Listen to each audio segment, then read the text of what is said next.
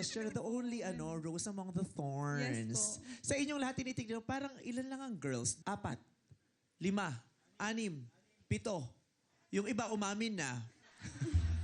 Mish! Hello po, Meme. Nakakatuwa na bukas itong ganitong klase ng trabaho para sa lahat ng kasarian, di ba? Yes po. Babae man o lalaki, ito ay walang pinipili. So, nakakatuwa na may pagkakataon na may mga babaeng pumapasok sa ganitong trabaho. Yes po. Paano ka naman napunta sa ganitong linya? Operator po talaga ako, Meme. Tapos, Ay, may mga driver bilang po ako. bilang ka ng mga...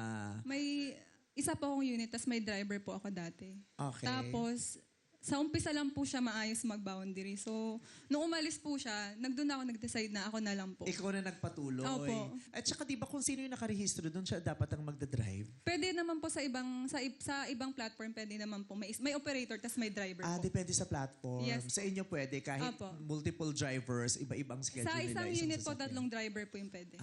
So ngayon, ikaw na lang mag-isa Ako na nagmamaneho lang ng po. sasakyan mo. Yes po. But ano naging problema mo?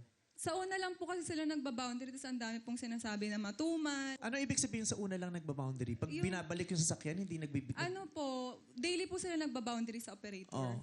Tapos, di po sila nakapag-boundary pag coding. So, yun po yung time na pahinga nila. Nung time po na tumagal po, parang lagi nila sinasabi sa akin matumal. So, ako po bilang operator, gusto ko itry.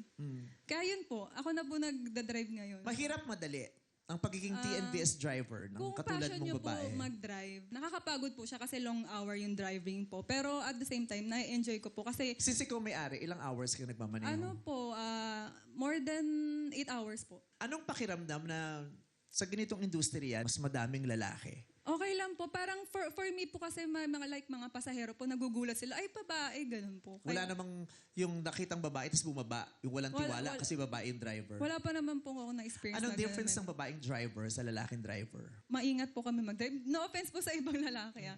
Mas safe kayo? Sandali lang, 5 lang sila rito!